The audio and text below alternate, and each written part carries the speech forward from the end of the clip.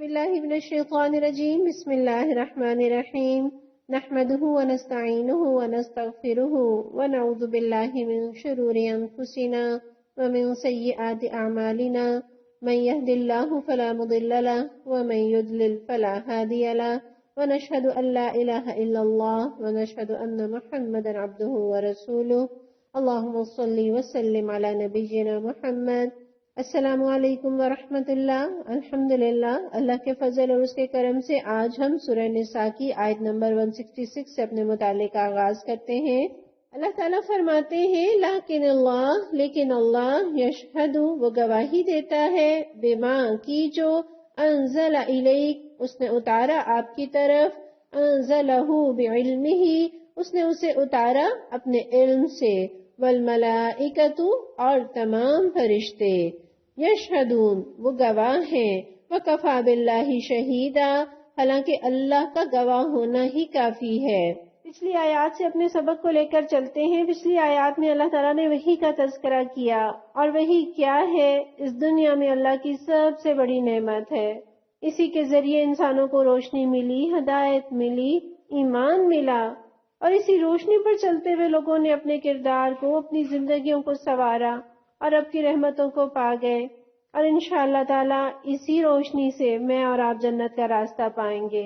پھر اللہ تعالیٰ نے اپنے جلیل القدر انبیاء کا تذکرہ کیا، ان کا مشن اور ان کا مقصد بتایا، اور ان کا مشن اور مقصد کیا تھا کہ لوگوں کو خبردار کر دیں، لوگوں کو بشارتیں دے دیں، تاکہ حجت تمام ہو جائے، کوئی یہ نہ کہہ سکے کہ اسے تو معلوم ہی نہ تھا، کسی نے بتایا ہی نہیں کہ نیکی کیا ہے اور بدی کیا۔ گویا وحی کے آ جانے کے بعد اب کوئی بھٹکے گا تو اس کے بھٹکنے کا ذمہ دار وہ خود ہے، اس کا وبال اسی پر ہوگا۔ اور آپ صلی اللہ علیہ وسلم پر قرآن کا اتارا جانا، وحی کا آنا دنیا والوں کے لیے حجت ہے۔ صرف حامل قرآن ہونا فخر کی بات نہیں، اصل سعادت یہ ہے کہ اس قرآن کے مطابق میری اور آپ کی انفرادی اور اجتماعی زندگیاں ڈھل جائیں۔ آپ صلی اللہ علیہ وسلم نے فرمایا تھا، القرآن حجت لک وعلیک، کہ یہ قرآن یا تو تمہارے حق میں حجت ہے یا تمہارے خلاف۔ یعنی اس قرآن کو سمجھیں گے، اس کے مطابق زندگی گزارنے کی کوشش کریں گے تو انشاءاللہ تعالیٰ نہ صرف دنیا کی زندگی سنورے گی، بلکہ قیامت کے دن یہی قرآن ہمارے حق میں سفارشی بن کر آئے گا، شفیع بن کر آئے گا، دلیل بن کر آئے گا۔ اور جنہوں نے نہ قرآن کو سمجھا نہ اس کے مطابق اپنی زندگیوں کو سنوارا، تو وہ دن دور نہیں جب یہ قرآن ان کے خلاف شکایت لے کر آئے گا۔ اور اللہ تعالیٰ نے تو اس قرآن کو اور نبی صلی اللہ علیہ وسلم کے آنے کو ہمارے لیے حجت بنا دیا، اور نہ صرف یہ قرآن حجت ہے بلکہ وہ عمر اور وہ زندگی جو مجھے اور آپ کو ملی، یہ زندگی بھی میرے اور آپ کے لیے حجت ہے۔ بخاری کی ایک روایت میں آتا ہے، رسول اللہ صلی اللہ علیہ وسلم نے فرمایا کہ اللہ نے اس آدمی کے عذر کے سلسلے میں حجت تمام کر دی جس کی مدت کو مؤخر کیا، یہاں تک کہ وہ 60 سال کی عمر کو پہنچ گیا۔ یعنی اسے اتنی عمر ملی کہ وہ دین کو سیکھ سکتا تھا، سمجھ سکتا تھا، نیکی اور بدی کی پہچان کر سکتا تھا، ہدایت اور گمراہی کا فرق سمجھ سکتا تھا، جان سکتا تھا، لیکن اس نے وہ مدت ضائع کر دی، وہ عمر گنوا دی، وہی علم نہ سیکھا جو سب علوم میں بہترین، جو میری اور آپ کی دنیا اور آخرت کو سنوارنے کے لیے آیا تھا۔ تو اللہ تعالیٰ ہمیں اس عمر سے، اس زندگی سے فائدہ اٹھانے والا بنا دے، اور اس وحی سے اپنی زندگیوں کو سنوارنے والا بنا دے۔ دنیا کی بہترین سے بہترین یونیورسٹی کسی بھی انسان کو دنیا کا کامیاب ترین انسان بنا سکتی ہے، مگر قرآن ایک انسان کو دنیا اور آخرت کا بہترین انسان بنانے آیا ہے۔ ہماری آج کی آیت میں گویا اللہ تعالیٰ یوں ارشاد فرما رہے ہیں کہ لوگ نہیں مانتے تو نہ مانے، مگر اللہ گواہی دیتا ہے کہ جو کچھ اس نے تم پر نازل کیا ہے اپنے علم سے نازل کیا ہے، اور اس پر فرشتے بھی گواہ ہیں، حالانکہ اللہ کا گواہ ہونا بالکل کافی ہے۔ اس آیت میں ایک بات تو اللہ تعالیٰ نے یہ بتا دی کہ یہ کلام جو اللہ نے اتارا ہے یہ اللہ کے علم کا خزانہ ہے۔ اللہ نے وحی کے ذریعے انسان کو ایسی باتوں کا علم دیا جنہیں معلوم کرنے کا اس کے پاس کوئی اور ذریعہ نہیں تھا۔ قرآن کو پڑھتے جائیے اور جانتے جائیے، مستقبل کی پیشن گوئیاں ہیں، آخرت کی خبریں ہیں، جنت دوزخ کا احوال ہے، احکام الہی ہے، اور پھر جس طرح اللہ کا علم لامحدود ہے، اسی طرح اس کے کلام کی وسعتیں بھی لامحدود ہیں۔ جو انسان غور کرتا جاتا ہے، نئے نئے حقائق اس پر کھلتے جاتے ہیں، نئے نئے موتی اس کے ہاتھ میں آتے ہیں، اور اللہ کا علم تو ماضی، حال، مستقبل سب کو گھیرے ہوئے ہے۔ اور پھر یوں سمجھ لیجئے کہ اللہ تعالیٰ نے قرآن اپنے خاص علم سے اتارا، یا یوں کہہ لیجئے کہ اللہ نے اس کے ذریعے سے اپنا خاص علم اتارا، اور ایک امی کی زبان سے۔ نبی صلی اللہ علیہ وسلم جو پڑھے لکھے نہیں تھے، کسی اسکول، کالج، یونیورسٹی سے انہوں نے تعلیم نہیں پائی تھی، آپ لکھنا پڑھنا تک نہیں جانتے تھے، لیکن ان کی زبان سے ایسا فصیح و بلیغ کلام یکایک سنایا جانا، جس کی کوئی مثال، جس کا کوئی رد کوئی نہ بنا سکا، یہ خود اس کلام کے حق ہونے کی دلیل ہے، اللہ کی طرف سے نازل شدہ ہونے کی دلیل ہے۔ اور اس آیت میں اللہ نے اپنے علم کی بات کی، اور یہ علم کی بات انہیں سنائی جا رہی ہے۔ وہ یہودی جنہیں اپنے علم پر بڑا ناز تھا، لیکن اپنے اس علم کی بنا پر انہوں نے لوگوں کو بہت گمراہ کیا۔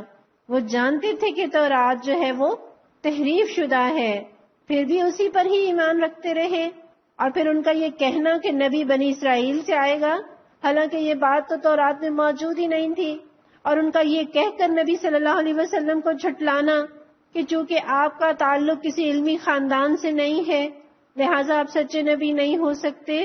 تو یہاں اللہ تعالیٰ بتا رہے ہیں کہ یہ کلام اللہ نے اپنے علم سے نازل کیا ہے، اور اس کا علم کتنا ہے، وَلَا يُحِيطُونَ بِشَيْءٍ مِّنْ عِلْمِهِ إِلَّا بِمَا شَاءَ، کہ کوئی چیز اس کے علم کا احاطہ نہیں کر سکتی۔ دنیا کے تمام انسانوں اور جنوں اور مخلوقات اور انبیاء اور اسکالرز اور سائنسدان، ان سب کے علم کو جمع کر لیا جائے، اور اس کے مقابلے میں اللہ کے علم کی نسبت اس طرح سے ہے جیسے ایک سمندر، اور اس سمندر سے ایک چڑیا اپنی چونچ میں جو پانی کا قطرہ لیتی ہے، دنیا والوں کے پاس تو اتنا ہی علم ہے۔ اللہ کا علم بڑا وسیع ہے اور برحق اور سچا علم۔ یہ کتاب، یہ قرآن جو میرے اور آپ کے ہاتھوں میں ہے، یہ اللہ کا علم ہے۔ اللہ نے اس میں اپنے علم سے دلائل دیے ہیں، حق اور باطل کا فرق بتایا ہے، ہدایت کی راہ بتائی ہے۔ اللہ نے بتایا ہے کہ اس کی رضامندی کو کیسے پایا جائے، اس کی ناراضگی سے کیسے بچا جائے۔ اس بہترین کلام سے تو جو جڑتا گیا وہ بھی بہترین اور افضل ہوتا گیا۔ حضرت عطا بن صائب رحمت اللہ علیہ جب حضرت ابو عبد الرحمن سلمہ سے قرآن شریف پڑھ چکتے تو آپ فرماتے کہ تو نے اللہ کا علم حاصل کیا ہے، بس آج تجھ سے افضل کوئی نہیں بجز اس کے جو عمل میں تجھ سے بڑھ جائے۔ اور پھر آپ نے یہی آیت پڑھی، لیکن اللہ یشہد بما انزل الیک انزلہ بعلمہ، کہ اللہ نے اس قرآن کو اپنے خاص علم سے اتارا، اور اس بات پر اللہ کی گواہی کافی ہے۔ گویا اس وحی کی صداقت لوگوں کے ماننے یا نہ ماننے پر منحصر نہیں ہے، اطمینان کے لیے یہی بات کافی ہے کہ اللہ اور اس کے رسول گواہ ہیں کہ یہ برحق کتاب ہے، یہ برحق کلام ہے۔ بعض اوقات آپ کہتے ہیں اور دلائل دیتے ہیں، اپنی صفائی کسی معاملے میں پیش کرتے ہیں، کوئی نہیں مانتا تو آپ کہتے ہیں کہ نہ مانو، مگر میرا رب تو جانتا ہے کہ میں سچ کہہ رہا ہوں، یعنی میرے لیے اس کی گواہی کافی ہے۔ گویا مومن کے لیے اللہ کی گواہی کافی ہے، لیکن غیر مومن کے لیے علم کی دلیل ہے، دلائل کی زبان میں بات کی گئی ہے، مثالوں سے بات کو سمجھایا ہے، ماضی کی مثالیں دی ہیں تاکہ لوگ مان جائیں۔ پھر اللہ کی گواہی کے بعد کن کی گواہی کا تذکرہ ہے؟ تمام فرشتوں کی گواہی، اور ان کی گواہی بڑی معتبر ہے۔ کیوں؟ اس لیے کہ وہ کائنات کے نظام کو اللہ کے حکم سے چلا رہے ہیں، سارے کام اللہ کے اذن سے انہی کے ہاتھوں انجام پا رہے ہیں، اور ان سارے کاموں میں اللہ کا کلام بھی شامل ہے کہ اللہ کا کلام بھی انہی کے ذریعے نازل ہوتا رہا ہے۔ لہٰذا اللہ بھی گواہ ہے اور اس کے فرشتے بھی گواہ ہیں کہ یہ قرآن حق ہے، یہ سچ ہے، یہ حقیقت ہے، یہ وحی کا پانی ہے جو ہر طرح کی آمیزش سے اور ہر طرح کی آلائش سے پاک ہے۔ تو ناز کیجیے اپنے دین پر. اللہ تعالیٰ نے حق کے ساتھ جوڑا ہے، سچائی کا راستہ دکھایا ہے، اپنے علم میں سے خاص علم ہمیں عطا کیا ہے. اللہ تعالیٰ ہمیں اس علم کی قدر کرنے والا بنا دے. آیت نمبر 167 دیکھیے. ان الذین کفروا، بے شک وہ لوگ کہ جنہوں نے کفر کیا، وصدوا عن سبیل اللہ، اور وہ اللہ کے راستے سے روکتے رہے، قد ضلوا ضلالا بعیدا، یقیناً وہ گمراہی میں بہت دور نکل گئے. اللہ تعالیٰ نے اپنے کلام کی حقانیت اور اس کی قدر و قیمت بتانے کے بعد ان ناقدر لوگوں کا تذکرہ کیا ہے کہ جنہوں نے اس کلام کی قدر ہی نہ کی، جنہوں نے نبی کی قدر نہ کی، جنہوں نے انکار کر دیا. اور نہ صرف وہ خود اللہ کے راستے سے رکے، لوگوں کو بھی ایمان لانے سے روکتے رہے. ایک جرم تو یہ ہے کہ انسان خود حق کو تسلیم نہ کرے، خود نہ مانے، خود انکار پر اڑا رہے. اس سے بڑھ کر گمراہی یہ ہے کہ انسان دوسروں کو بھی حق ماننے سے روکے، دوسروں کو بھی دین کے راستے پر چلنے سے روکے.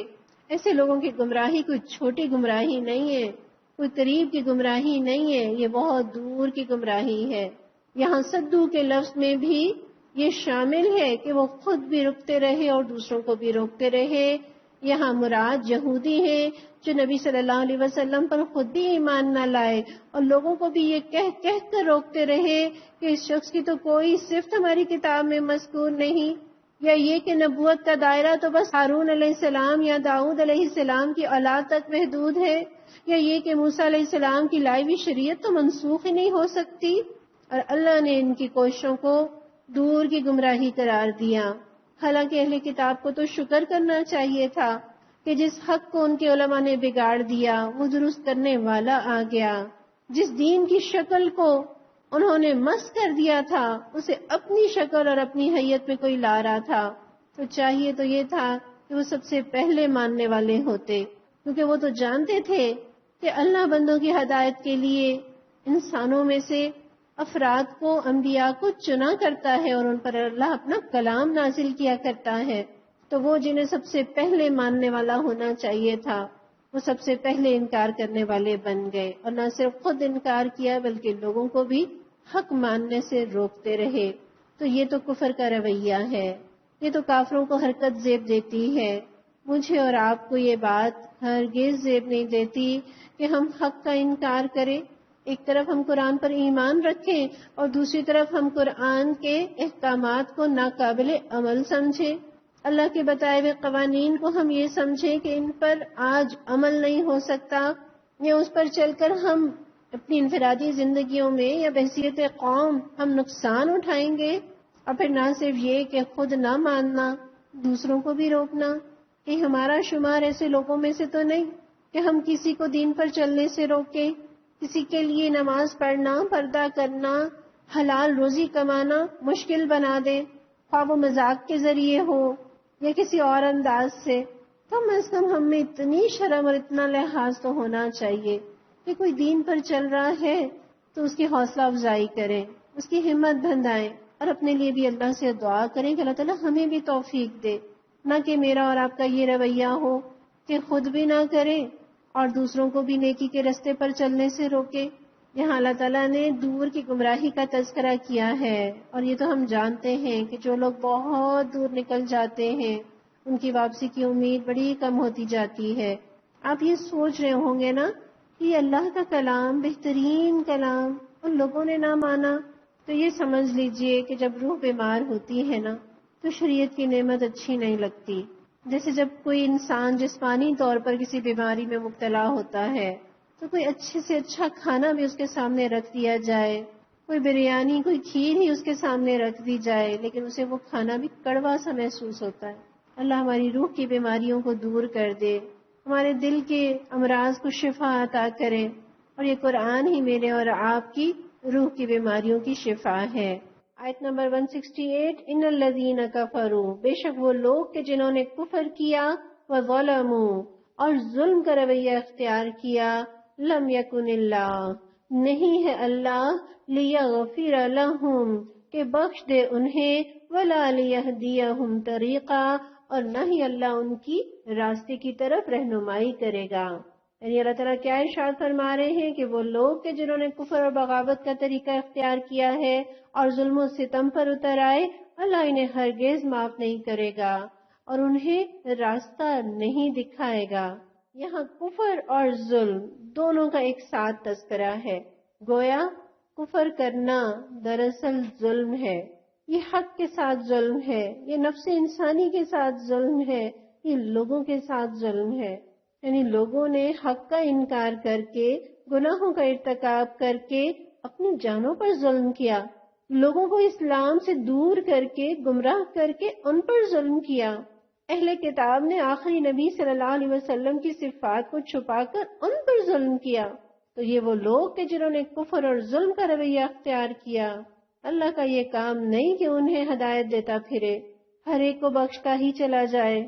اور ظلم کہتے ہیں وضع الشیء فی غیر محلہ، یعنی کسی چیز کو اس کی اصل جگہ سے ہٹا کر غلط جگہ پر رکھ دینا، یعنی جس چیز کا جو مقام ہے، جس ہستی کا جو مقام ہے، اسے وہ مقام نہ دینا اور اس سے ہٹا کر کسی اور مقام پر رکھ دینا، یہ ظلم ہے۔ تو ظالموں کے لیے نہ بخشش ہے اور نہ ہدایت۔ اور صرف حق کا انکار کرنے والے ظالم نہیں ہیں، وہ لوگ بھی ظالم ہیں جو اللہ کے احکامات کے مطابق فیصلہ نہ کریں۔ قرآن ہی کی آیت یہ ہمیں بتاتی ہے وَمَن لَّمْ يَحْكُم بِمَا أَنزَلَ اللَّهُ، اور جو کوئی اللہ کے نازل کردہ قانون کے مطابق فیصلہ نہ کرے فَأُولَٰئِكَ هُمُ الظَّالِمُونَ، بس یہی لوگ ظالم ہیں۔ اگر بخشش چاہیے، اگر ہدایت چاہیے، اگر جنت کے راستے کی طرف رہنمائی چاہیے تو انکار کی روش چھوڑیں، ظلم کی روش چھوڑیں، نہ اپنی جانوں پر ظلم ڈھائیں، نہ لوگوں پر ظلم ڈھائیں۔ آئیے اللہ کے سامنے اقرار کرتے ہیں، پروردگار ہم تو آپ پر ایمان رکھتے ہیں، نبی صلی اللہ علیہ وسلم کو مانتے ہیں، قرآن کو آپ کا کلام مانتے ہیں، دین اسلام کو اصل دین مانتے ہیں۔ پروردگار ہم ان میں سے کسی چیز کا انکار نہیں کرتے۔ اے اللہ، ہاں گناہ کر کے ہم نے اپنی جانوں پر ظلم ڈھایا ہے، پروردگار آپ ہمیں معاف فرما دیجئے، پروردگار آپ ہمیں ہدایت کے راستے کی طرف رہنمائی کر دیجئے، ہمیں ظالم لوگوں میں شامل نہ کیجئے۔ آیت نمبر 169 الا طریق جہنم، سوائے جہنم کے راستے کے، خالدین فیہا، ہمیشہ رہیں گے اس میں، ابدا، ہمیشہ ہمیشہ، وکان ذلک علی اللہ یسیرا، اور یہ اللہ پر بڑا آسان ہے۔ یعنی اللہ کے لیے لوگوں کو جہنم میں ڈالنا کوئی مشکل نہیں ہے۔ یعنی وہ لوگ کہ جو کفر کی حالت میں مر جائیں اور مرنے سے پہلے توبہ نہ کریں تو کہاں جائیں گے؟ سیدھے جہنم میں جائیں گے۔ اور جہنم میں انسانوں کو لے جانا اور پھر وہاں ہمیشہ رکھنا اللہ کے لیے کوئی مشکل نہیں۔ اس آیت سے پتہ چلتا ہے کہ جو شخص اپنے غلط عقیدے کی وجہ سے، غلط طرز عمل کی وجہ سے، حق کو ٹھکرانے کی وجہ سے گمراہی میں دور نکل جائے، پھر اس کے لیے جہنم کا راستہ ہی آسان ہوتا ہے۔ یعنی وہ لوگ کہ جنہوں نے اپنے لیے رب کی رحمتوں کے، اس کی ہدایت کے، جنت کے دروازے خود اپنے لیے بند کر لیے ہوں، صرف جہنم کا راستہ ہی کھلا چھوڑا ہو، تو اللہ کا یہ طریقہ نہیں کہ انہیں خواہ بخش دے۔ سورہ لیل میں اللہ تعالیٰ فرماتے ہیں وَأَمَّا مَن بَخِلَ وَاسْتَغْنَىٰ، وہ جس نے بخل کیا اور بے نیازی برتی، وَكَذَّبَ بِالْحُسْنَىٰ، اور اچھی بات کو جھٹلایا، فَسَنُيَسِّرُهُ لِلْعُسْرَىٰ، ہم اس کے لیے تنگی کے راستے کی طرف رہنمائی کریں گے، تنگی کا راستہ اس کے لیے آسان کریں گے۔ فَأَمَّا مَنْ أَعْطَىٰ وَاتَّقَىٰ، بس جس شخص نے دیا اور پرہیزگاری اختیار کی، وَصَدَّقَ بِالْحُسْنَىٰ، اور بھلائی کی تصدیق کی، فَسَنُيَسِّرُهُ لِلْيُسْرَىٰ، اس کے لیے ہم آسان راستے کی طرف رہنمائی کریں گے۔ گویا ہدایت کے راستے پر چلنا چاہتے ہیں تو نفس کی تنگی سے اپنے آپ کو، دل کی تنگی سے بچانا ہے، برائیوں سے بچانا ہے، بھلائی کی تصدیق کرنی ہے، پھر انشاءاللہ تعالیٰ نیکی کے راستے میرے اور آپ کے لیے کھلتے چلے جائیں گے۔ یہاں جو طریق کا لفظ آیا ہے، آپ میں سے جو لوگ حج پر گئے ہوں گے، عمرے پر گئے ہوں گے، انہوں نے تو یہ لفظ بہت سنا ہوگا، طریق طریق۔ وہاں شرطیں بتا رہے ہوتے ہیں کہ یہ راستہ ہے، یہاں پر نہیں بیٹھنا، یہاں سے آپ ہٹ جائیں، تو یہاں طریق سے مراد راستہ۔ اور کون سا راستہ؟ یہاں اللہ تعالیٰ نے جہنم کے راستے کا تذکرہ کیا ہے۔ پتہ یہ چلتا ہے کہ پیدائش سے لے کر موت تک ہر انسان سفر کر رہا ہے، دیکھنا یہ ہے کہ کس سمت میں سفر کر رہے ہیں. مقام تو دو ہی ہیں، یا جنت یا دوزخ. تو صرف سفر کرنا ضروری نہیں، سمت کا درست ہونا بھی ضروری ہے. اللہ ہمیں جنت کے راستے کا مسافر بنا دے. اور قرآن اور احادیث سے ہمیں پتہ چلتا ہے کہ جنت میں داخل ہونے کے بعد جنتیوں کو کبھی جنت سے نہیں نکالا جائے گا. ہاں، جہنم میں سزا بھگتنے کے بعد ممکن ہے کہ نکال لیے جائیں. گویا جنت کے بعد جہنم نہیں، مگر جہنم کے بعد جنت ممکن ہے. لیکن یہاں اللہ تعالیٰ نے جہنم کے ساتھ تذکرہ کیا خالدین فیہا، وہ ہمیشہ ہمیشہ اس میں رہیں گے ابدا. پھر تاکید کے ساتھ، حالانکہ خالدینہ کا لفظ بھی کافی تھا یہ بتانے کے لیے کہ وہ ہمیشہ جہنم میں رہیں گے، لیکن اس کے باوجود ابدا کا لفظ تاکید کے طور پر کہ وہ ہمیشہ ہمیشہ وہاں رہیں گے. کون لوگ؟ جو کفر کی حالت میں جان دیں گے. گویا جہنمیوں کی حالت میں کوئی تبدیلی نہیں ہوگی، وہ جس حال میں ڈالے جائیں گے اسی حال میں رہیں گے. دنیا میں آپ دیکھتے ہیں بعض اوقات کسی سے ناراضگی ہے، غصہ ہے، کوئی غم کی کیفیت ہے، لیکن وقت کے ساتھ ساتھ وہ غصہ بھی چلا جاتا ہے، وہ غم بھی ہلکا ہوتا چلا جاتا ہے، کم ہوتا جاتا ہے. وہ خوشی کی کیفیت کیوں نہ ہو، وہ بھی آہستہ آہستہ نارمل ہوتی جاتی ہے. لیکن جہنم کے ساتھ یہاں تذکرہ خالدین فیہا کہ ہمیشہ ہمیشہ وہ اسی کیفیت میں رہیں گے جس کیفیت میں وہ جہنم میں داخل کیے جائیں گے. یعنی نہ ان کی سزا کی شدت میں کمی آئے گی، نہ ہی ان کے جسم اس بات کے عادی ہی ہوں گے کہ اب ان کے لیے یہ عام سی بات ہو جائے، نارمل سی بات ہو جائے، ان کے جسم اس آگ کے عذاب کو بھگتنے کے عادی ہو جائیں، ان کے لیے یہ غم ہلکا ہو جائے، یہ درد کی شدت کم ہو جائے.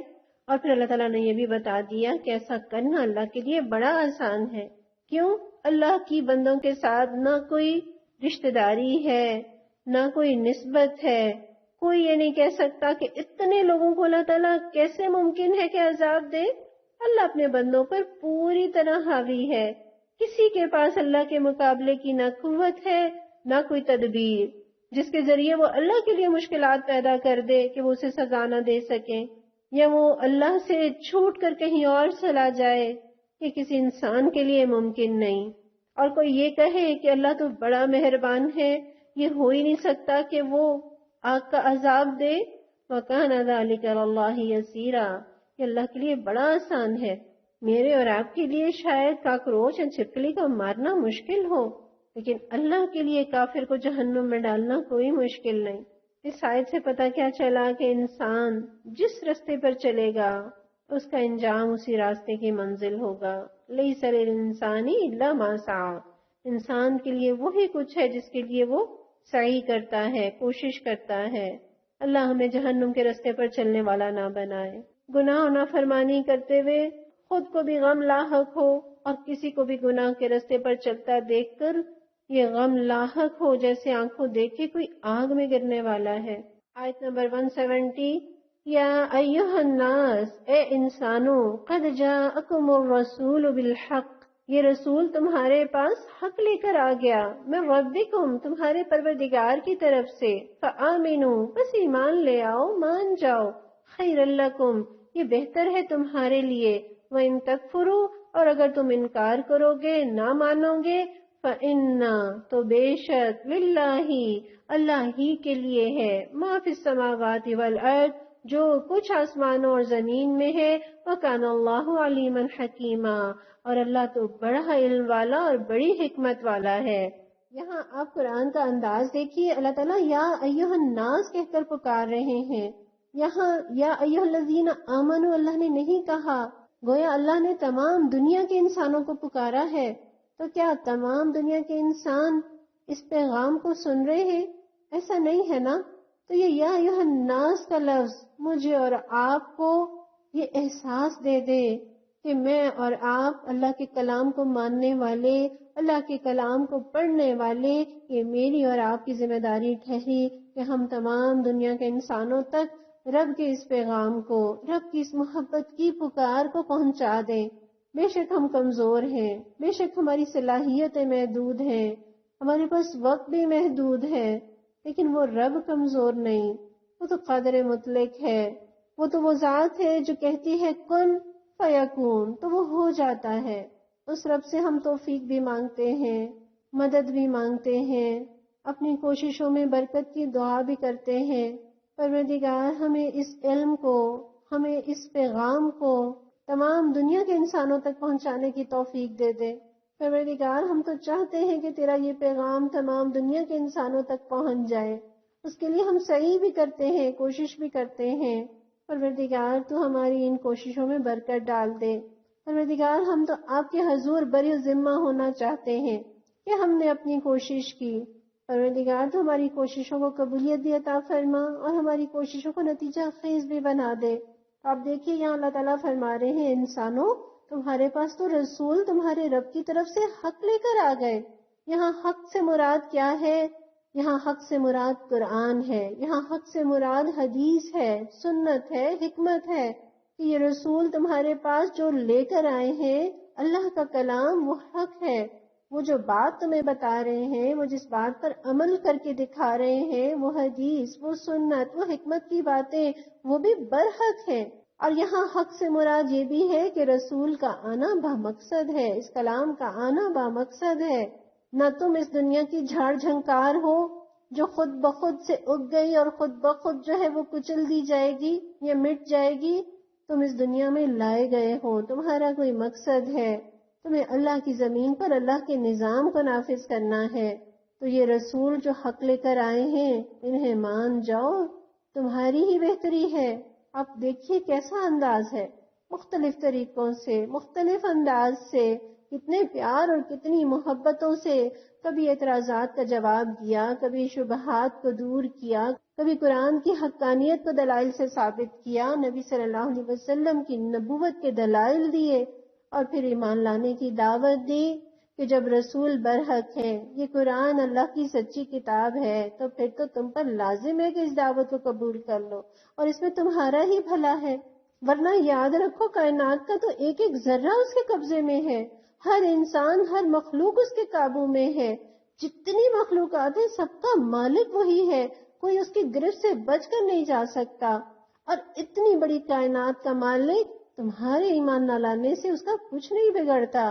سیدنا ابو ذر رضی اللہ عنہ بیان کرتے ہیں کہ رسول اللہ صلی اللہ علیہ وسلم نے فرمایا، حدیث قدسی ہے، یعنی اللہ تعالیٰ فرماتے ہیں کہ اے میرے بندو، اگر تمہارے اگلے اور پچھلے، تمہارے انسان اور تمہارے جن، سب ایک ایسے آدمی کی طرح ہو جائیں جو سب سے زیادہ متقی ہو، تو اس سے میری بادشاہت میں ذرا سا بھی اضافہ نہیں ہوگا۔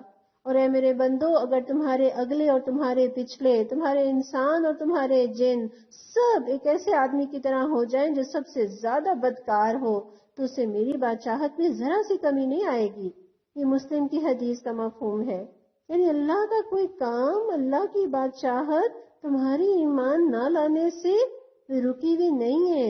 گویا تمہاری خیریت اسی میں ہے کہ تم اس رب کے فرما بردار بن جاؤ، اور ساتھ ہی اس خیر لکم میں تسلی بھی ہے۔ ڈرتے کیوں ہو، بھاگتے کیوں ہو، بدکتے کیوں ہو؟ دیکھو تمہارے ہی تو فائدے کی بات ہے، اسی میں تمہاری بچت ہے، اسی میں تمہاری خیر ہے۔ ورنہ اللہ تو ساری کائنات کا مالک ہے۔ قرآن میں ایک اور جگہ آتا ہے، اللہ تعالیٰ فرماتے ہیں، ان تکفروا انتم ومن فی الارض جميعا، اگر تم اور جو مخلوقات بھی زمین میں ہیں سب کے سب کفر کر لیں، انکار کر لیں، فإن اللہ لغنی حمید، تو بے شک اللہ بے پرواہ ہے اور قابل تعریف ہے۔ اللہ کو تمہاری تعریف کی اور تمہارے ایمان لانے کی ضرورت نہیں ہے، اس ایمان کی ضرورت تو مجھے اور آپ کو ہے، اس کا فائدہ بھی مجھے اور آپ کو ہے۔ پھر اللہ تعالیٰ فرماتے ہیں وَكَانَ اللَّهُ عَلِيمًا حَكِيمًا، اللہ علم رکھتا ہے، اللہ بے خبر نہیں ہے کہ اس کی سلطنت میں کوئی شرارتیں کر رہا ہو، کوئی فساد کر رہا ہو اور اسے معلوم ہی نہ ہو، اور یہ بھی کہ جب وہ جزا اور سزا دینے پر آئے گا تو اپنے علم کے مطابق دے گا، اور اگر وہ پکڑنے میں جلدی نہیں کر رہا، وہ ڈھیل دے رہا ہے، تو اس لیے کہ وہ حکیم بھی ہے، لہٰذا اس کی دی ہوئی مہلت سے سنبھل جاؤ، نہ کہ دلیر ہو جاؤ۔ اللہ علیم بھی ہے، حکیم بھی ہے، اللہ کے ہر کام میں، ہر فیصلے میں، ہر حکم میں حکمت ہے، اللہ ہر انسان کے ہر عمل سے، ہر نیت سے واقف ہے، اس کا حکم دینا بھی اس کی حکمت کے مطابق ہے، اور اس کا مہلت دینا بھی اس کی حکمت کی وجہ سے ہے۔ پھر میں اور آپ جو ایمان کا دعویٰ کرتے ہیں، ایمان ہمارے دلوں میں، حق ہمارے ہاتھوں میں، پھر ہم مانتے کیوں نہیں؟ پروردگار ہمیں ماننے والوں میں شامل کر دے۔ اللہم اجعلنا من الذین آمنوا وعملوا الصالحات وتواصوا بالحق وتواصوا بالصبر، آمین یا رب العالمین۔ ربنا تقبل منا انک انت السمیع العلیم وتب علینا انک انت التواب الرحیم، وصلی اللہ تعالی علی رسول خیر خلقہ محمد وعلی آلہ واصحابہ اجمعین برحمتک یا ارحم الراحمین، آمین یا رب العالمین۔